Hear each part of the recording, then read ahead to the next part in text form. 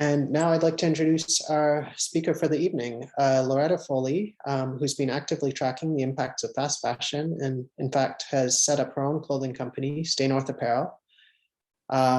Loretta will present an overview of the impacts of fast fashion and highlight examples of what you can do to minimize those impacts and support sustainable alternatives. So without further ado, I will hand it over to Loretta. Thank you very much. Oh, thanks very much, Josh. It feels a little bit intimidating to be classified as an expert, but I'll try my best. As he mentioned, I do have my own small little micro business, but really I've learned a lot about fast fashion. It's the way that it operates and its impacts just from the experience of learning to make clothes for my own children and really understanding from that sort of inside it perspective, all of the different ways that fast fashion kind of insidiously gets into our culture and the way that we think about clothing. So I'll be talking about it from that context, and I hope it's helpful. So I'm just going to share my PowerPoint. I'll get that started here. And okay. We'll start.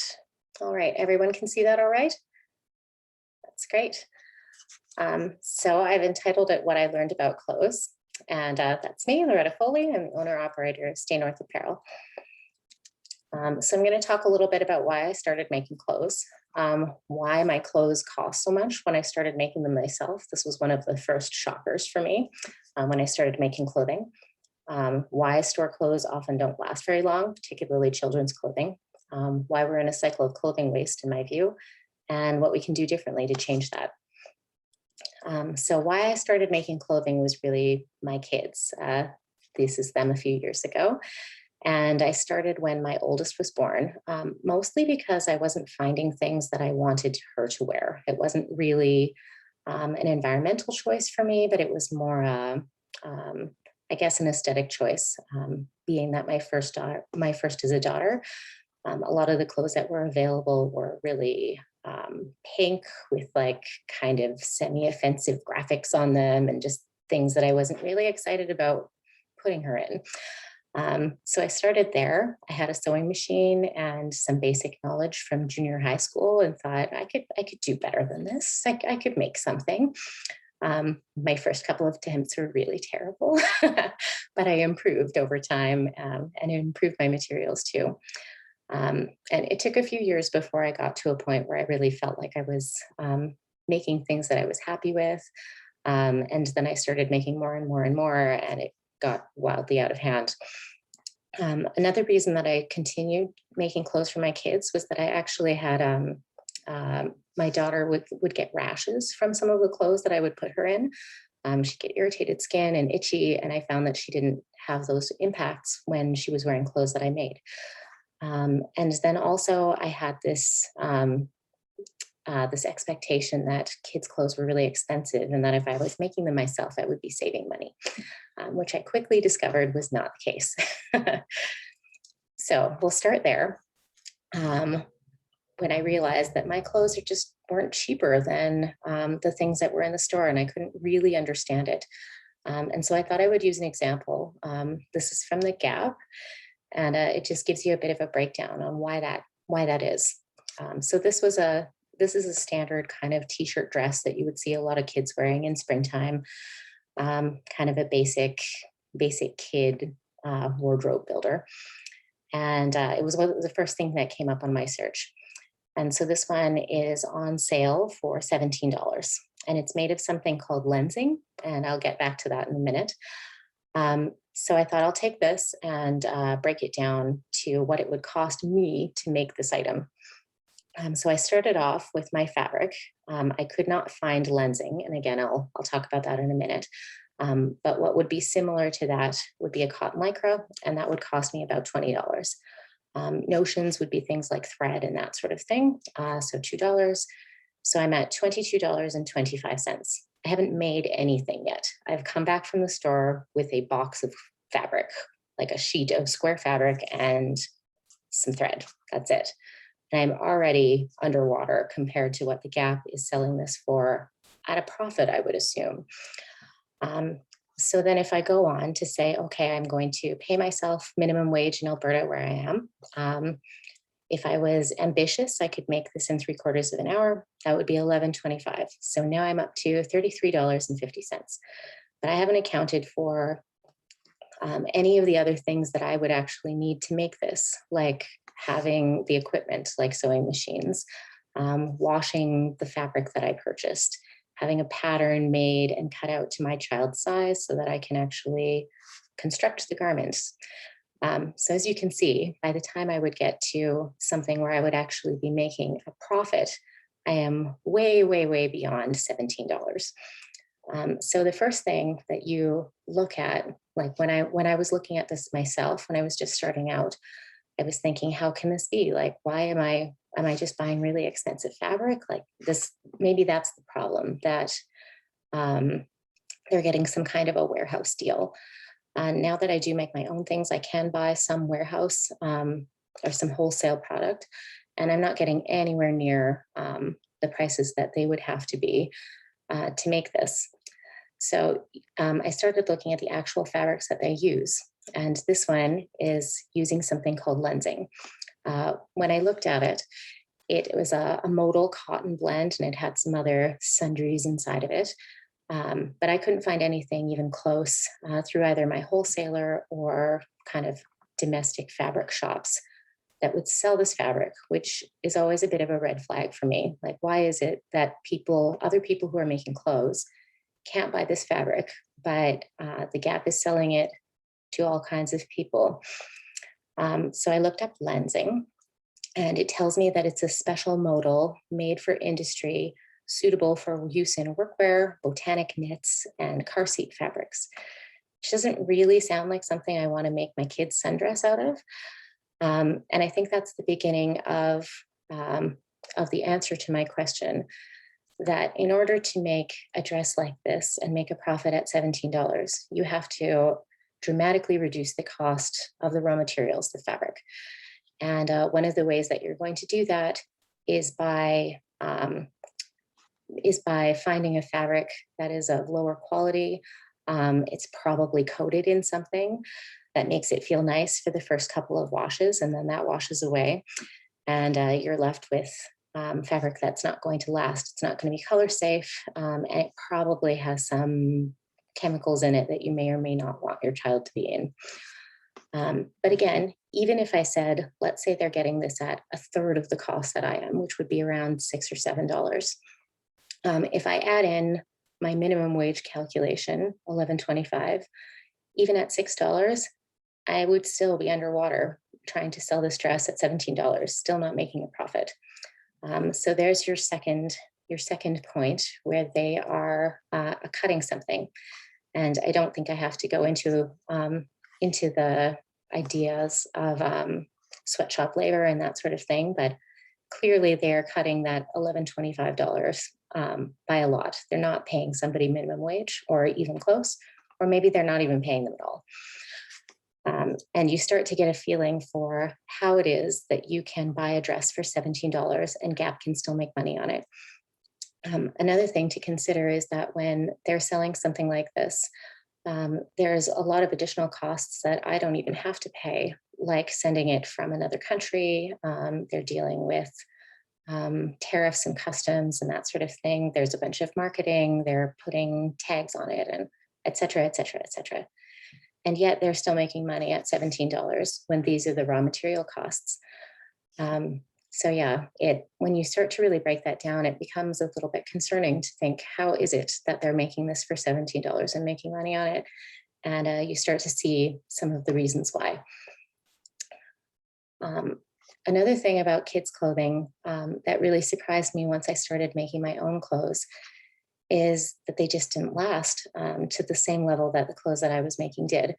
And especially when I started out, I was really a beginner, and I thought, like, the things that I'm making aren't going to be great quality and whatever. And they lasted forever. Like, they lasted longer than I really even wanted my kids to wear them. I would get bored of them before they would grow out of them, or or we would have some kind of a problem like a seam ripping or something. And I think for that, there's really three main factors: fabric quality, finish, and pattern choice. So again, back to the fabric quality, if you're trying to cut the cost of an item so that you can make it cheap and cheerful and easy for somebody to buy at the grocery store, your biggest input cost is going to be the fabric. So you're going to have to cut that the most.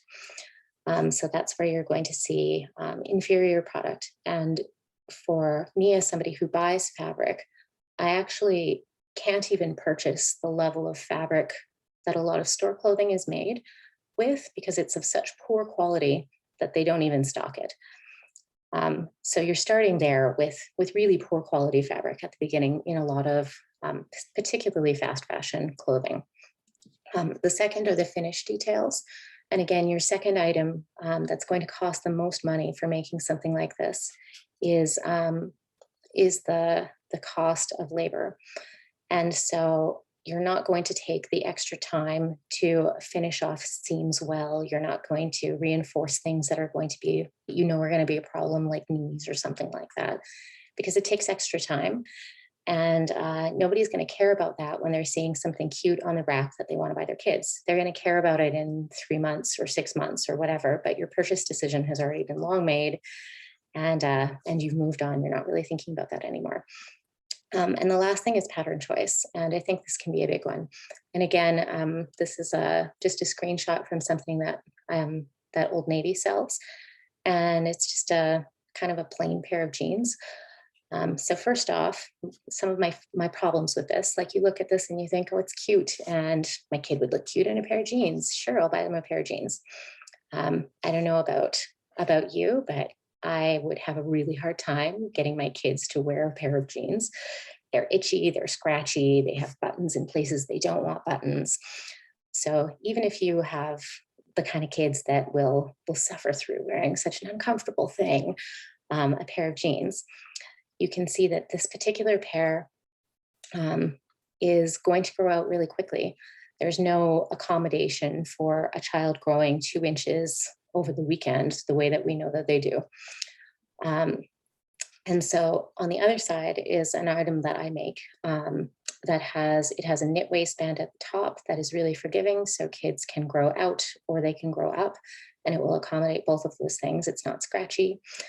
It has reinforced knees, and it has cuffs at the bottom that are made to grow at least 4 inches beyond where the child would normally buy those products at. And to show the comparison, this is a picture of both my kids wearing the same pair of pants. The one on the left is a size 4, and the one on the right is a size 8. And even at size 8, my daughter still has room to grow in these pants. So your pair of pants from Old Navy, which maybe it got worn in my house, it would get worn like maybe 2 times, and then they would refuse to ever wear them again, and it would be gone. Or you're lucky you have kids that will wear your jeans. They probably blew out the knee in 3 months. And if they didn't do that, they grew out of them in another month or 2. So you really see that a lot in fast fashion, that the clothes look cute on the rack, but they're not going to necessarily be something kids want to wear. If they will wear them, they're very likely to grow out of them or rip them really quickly. And so talking about why we're in this cycle of clothing waste. So one of the things is style. People are looking for the latest, cutest thing, which means that you're going to be buying more clothing than you really need. I think that there is a real lack of perceived value in quality. So in my comparison, where we were talking about the Old Navy jeans versus the clothes that I make, the Old Navy jeans cost about the same over time, but the cost per wear of that pair of jeans versus the clothes that I make is really radically different. But those aren't decisions that people that isn't information that people are typically using in decision making when they're buying or clothes for kids. So yeah, like the pants that I will wear or that I have would last that child probably 4 times longer. So the actual overall cost, the life cycle cost of that item is considerably lower than the cheap and cheerful item that you would buy thinking that you were saving money. And people really lose that, that perception of value, I think. I've had people talk to me about not wanting to pay money for things like pants because their kids wear them out so fast. I'm thinking this is exactly why you have to pay a little bit more, so that over time that item lasts longer and your costs per wear is much lower. I also think that there's, that wardrobe volume, it comes back to style, but just wanting to have new things all the time definitely contributes to overbuying things. And then I think there's a real lack of awareness of the cost of clothing waste.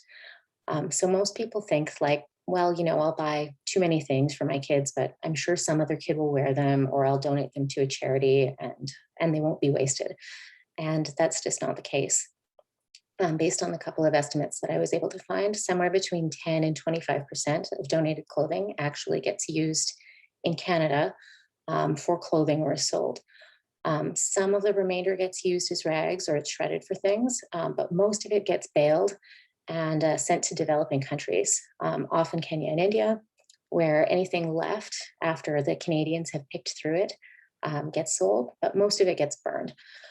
And even to the point where it's a problem there as well. In 2016, there was a consortium of African countries that tried to impose an import ban on used clothing, which eventually wasn't successful because the US tried to, or they pushed for them not to do that. But it definitely highlights that if even the receiving countries are saying, no, we don't want your used clothes, we don't have space for them, people don't want to buy them, and we're just going to have to burn them. There's a problem here that people aren't realizing, I think. And so what we can do about it, the first thing I would say is to really be curious about your clothes for your kids or for yourself. One way that you can do that is to look for things like external certifications. One of the ones that I look for is OECO-TEX 100. So that particular one talks about the materials or a finished product has been tested for harmful substances. So you don't have to worry about the kind of films and coatings that I was talking about that were giving my kids a rash. Another one is GOTS certification, which is an independent certification from organic materials, and that can either be on a raw material like a fabric that I would buy or on a finished product. Buying local is another way that you can really be more confident about what you're buying and how long it's going to last. A lot of my customers are local, and they can come back to me for minor repairs if I need, or if they're needed, and just get a better sense of where the things that they're buying are coming from, what materials I'm using, how they're constructed, etc. Another big one is considering the clothing life cycle in your purchase decisions.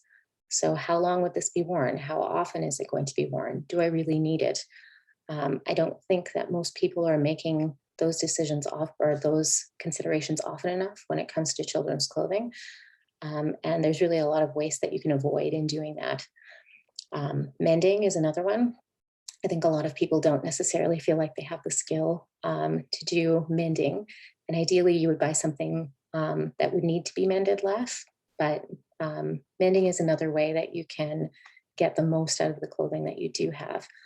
I know a lot of my customers don't like to buy shorts because their kids will burn out of their pants over time. Hopefully not mine, but pants that they have, and they will cut them down into shorts so they don't have to buy them. And that's another good way to continue to use the clothes that you do have. And then, of course, the last is buying used or hand-me-down clothing, so you're not adding to that cycle of clothing waste. And that's all I have for tonight, but I'm happy to answer any questions that you have. Thank you very much, Loretta. That was fascinating. Katrina I've learned a bit of this stuff through her via sort of osmosis, but just hearing the presentation from you is, it was really interesting. So yeah, any questions off the bat from anybody here? I have a quick question, Loretta. Thank you so much. This is super insightful. And yes, yes, yes, can't agree more. And when you start really digging and looking at what clothes you put on your kids, it's hard to look away. Another the piece for me, if you have any information around child labor. I know you did talk about some illegal labor from prisons that's free. I'm hearing more and more something that's utilized even in the US, but also one piece for me that gets me to use either super high quality products like yours or secondhand is just the thought of putting on my kids' shoulders clothing that have been made by another child who lives under a level of poverty, and there's such a lack of awareness on that, and there's so big marketing machines from the big corporations that kind of steer us away from that. That's I would love for this to be an education piece, because as parents I think that would help people kind of think twice before buying some cheap clothing. It's a really good point, because as I said, when you actually start looking at the cost of an item of clothing and breaking it down, it is really, really obvious that in order for them to be making profits at the prices that these clothing are at, that they are using labor that is like, that's a number that they have to be cutting in a really significant way to be making money. And you can think about it in the context of our own market, like would you want to make an entire garment like that for 35 cents or for 50 cents? Like, of course, people would say, no, they wouldn't want to do that. So why would you then choose to buy that product, knowing that somebody else has had to make that or whatever? Yeah. Like, it's pretty straightforward, but I think that we're so divorced from that process of understanding how much things cost and how much time it takes to make something like that. And I think by design, because they want us to buy the cheap clothing.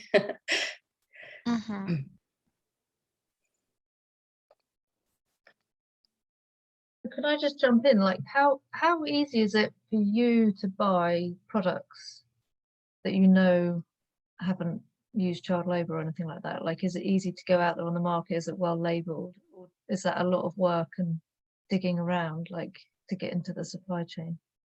It is absolutely hard to get into the supply chain, especially for a micro producer like me. When you get a little bit bigger, you have a little bit more buying power and you can ask more questions, but it is really difficult. For me, I try to prioritize products that are certified. And I like doing GOTS organic as much as I can, but it's really hard to actually find that product. So I rely a lot on certifications, just because that's a tool that I can use as a small producer. Again, bigger producers would have more sway potentially with factories, but it is very difficult. So what, you have to import it? Yeah, almost all fabric that anything that you would be using is imported. There are very, very few fabric producers even in the United States, and there's almost none in Canada. Okay, but there isn't like a supplier of good products in Canada, like you have to do that yourself and go out, oh god. Yeah. Jeez. Okay. I see Alex had a question. I think you're on mute. Oh, I know. Hold on.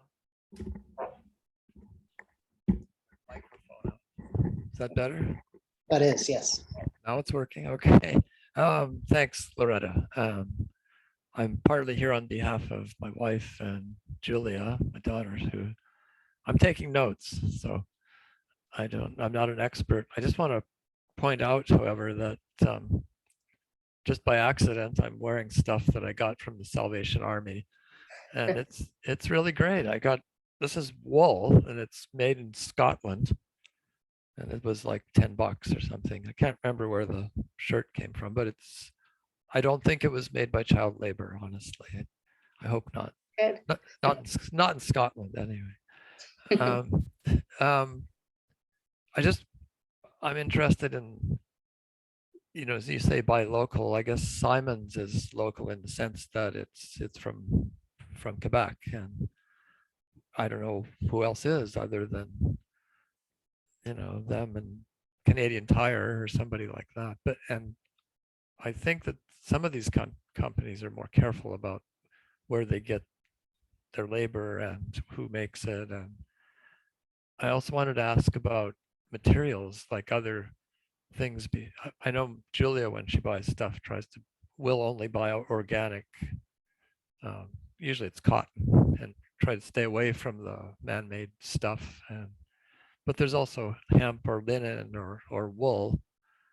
And I'm just rambling a bit, but if any of that triggers some help for us, maybe. I think you hit on a good point. It is really difficult to find local suppliers of clothing because of exactly those factors. When you're trying to compete against a $17 dress, when your inputs are $33, it makes it really hard to establish a business. You have to find a niche market that understands that cost and is willing to pay it. And there are people who are, but it's not a large market. There's a lot of education, I think, that needs to happen in order to make those kinds of changes. But in the meantime, it makes it difficult for clothing that does respect all of those different parameters to actually gain market share, I would say.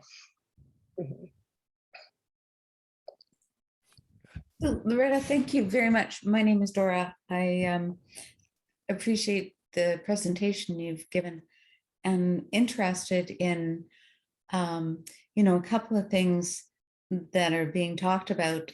Specifically, I live on the island, actually. I'm a follower of the group. I have found here that there are a couple of manufacturers. Well, do they really manufacture fabric? There's a Discovery Fabrics up in Campbell River. You're familiar with them? I am, yeah. Yeah, and there's a pattern company in Comox. I think it's called Thread Theory. I was just looking it up again on the internet.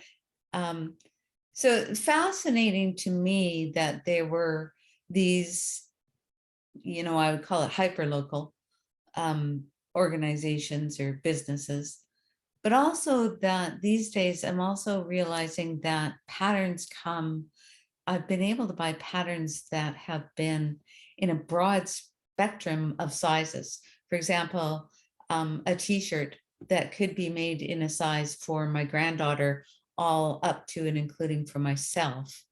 So, I mean, these are some really, that in particular is a really valuable asset when you're talking about costs, to at least be able to buy a pattern with such a broad spectrum of sizes.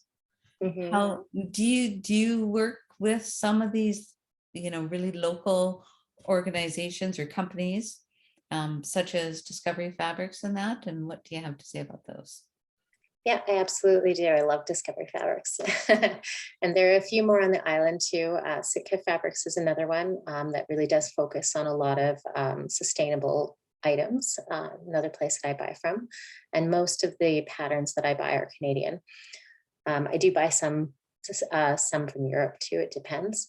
But I think the point you made about sizing is a really important one. Some of the work that I do in my own little shop is actually to make clothes that fit kids. Because when you're buying clothes that are just extra small to large at a store, not all kids fit within that mold, and actually quite a few don't. So being able to adapt and customize clothes to kids that don't fit those standard store parameters is another really rewarding part of what I do. But it also means that again, the clothes will fit better. The kids will like them. They will wear them more and they'll last longer. And those are things that are really missing in the marketplace, I think. That's great. That's great. What was the name of the one fabric company that you mentioned? Sitka is another one. Sitka. Okay. Great. I wanted to add also from a customer. So my kids have a couple sweaters, and it's interesting to see how they get enthusiastic and excited by the clothes. Usually they don't really pay attention to what I put on them. They might complain on a couple of stuff. My daughter doesn't want to wear jeans at all, only comfortable stuff. But now when I put on them Loretta's clothing, they're happy because they know they're going to be comfortable. And the last set I got them, I said, hey, I got some in the mail from Loretta for you. And they saw them, and because it's not the, I don't know, the silly patterns you see in the stores with the unicorn or, you know, a dinosaur eating a car, whatever, they see something that's more just a cute pattern, and it's just some diagonals and geometric forms, and they right away invented having superpowers. And it had different colors, and they were the elements, and they were completely in a different world. And I find it fascinating to see how that just brings them back to their real childhood. It's really, really interesting on just 5-year-old to see such take on clothes without me trying to influence them. That's really great to hear. I know for me, my kids are just used to wearing clothes that I make for them. And so they're like, why don't my clothes have unicorns on them? Sorry, guys, you're stuck in the custom clothing. It's too bad.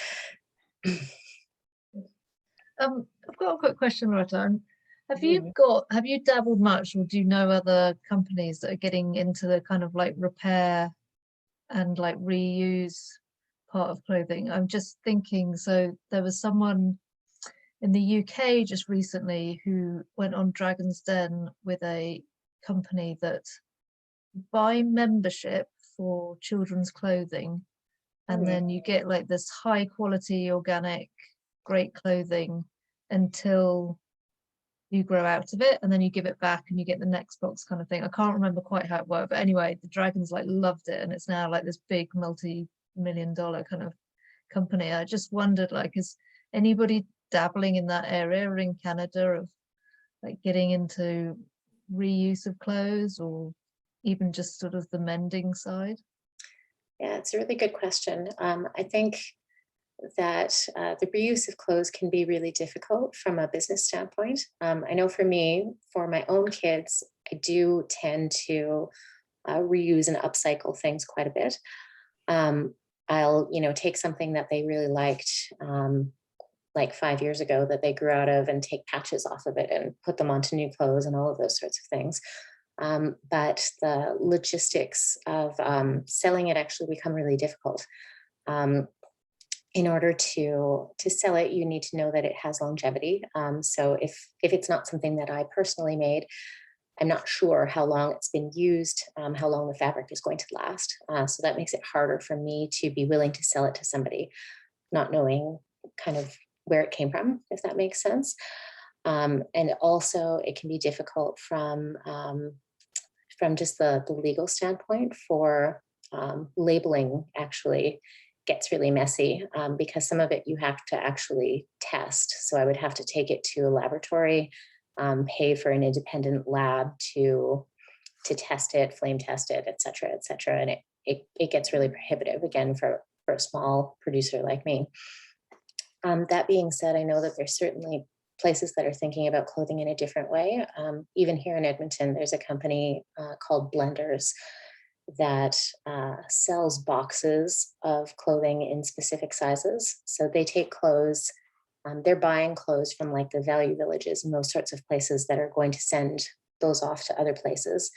They pull out the things that are still in good shape and saleable shape. and then put them into boxes by size, and you can buy the box and you can take out of it what you want and put back into it and then return it back to the company, and they continue that cycle on. And they also do work with fabric recycling as well. One of the interesting things is that they will take clothing. So I could take my used clothing and donate it to them, but they actually charge you for it because it's expensive for them to actually recycle the clothing that's not usable anymore. And again, it gets back to that idea that we think about clothing, even our like totally worn out thing that our kids can't wear anymore. And we feel bad about, donating to our neighbor, but we'll put it in the, in the box for Goodwill or whatever, thinking that someone else will use it, that someone else doesn't exist. They're not going to use it. And it actually costs to get rid of it. Yeah. Yeah, I know. I always think that because particularly when you got young kids, you just have a box that you've grown out of every year, don't you? You just churn through clothes. And yeah, I'm guilty of that. I take it to the charity store and I'm sure they don't all make it onto the rack, but yeah, what other options are there?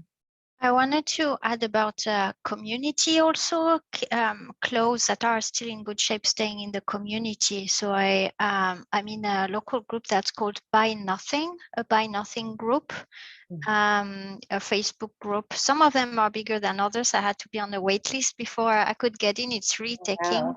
Yeah, it's really working well here, and you can get, it's all you give stuff around, and anything from piece of electronics to books to kitchenware to clothing, and there's quite a bit of kids things, and it has felt really good to give to somebody else that way rather than putting in a donation box, because you know that not even half of it will make it to somebody. So I also like seeing the rise of just a little bit more of a community feeling that way.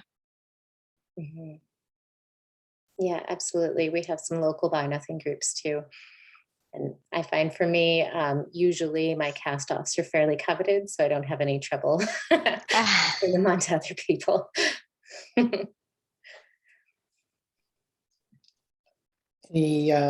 Any other questions from the group? If not, I do have one.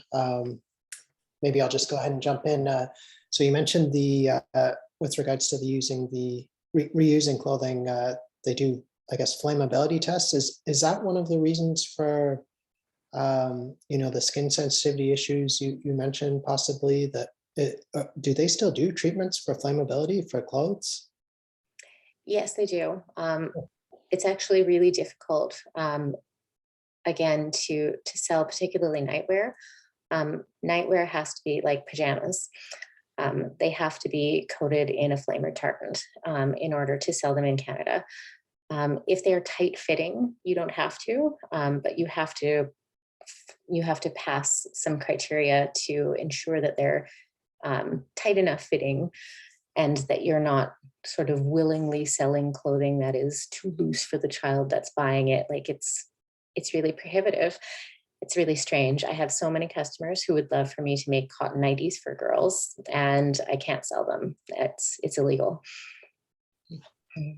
That's really shocking to me, because I know the whole flame retardant thing. I know that's a big issue with furniture, and I know it's been a big controversy because of health and safety concerns around some of those chemicals. And yeah, I just didn't realize it was still being done for clothes, and that's really disturbing.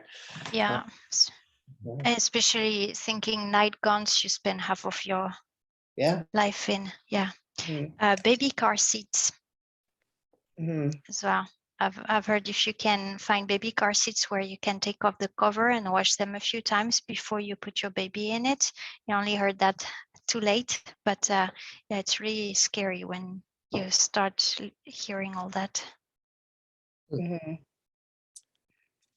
Yeah, it was a bit of a surprise to me too, because when I started looking at the rules and regulations, that's one that comes up really often, particularly in groups that are helping to support other small businesses. through the regulations. They're like, basically, whatever you do, don't sell don't sell pajamas, because they're going to look for you, because it's a high risk thing to be doing. And the regulations are just so high that it's really difficult to actually meet the standards to sell pajamas.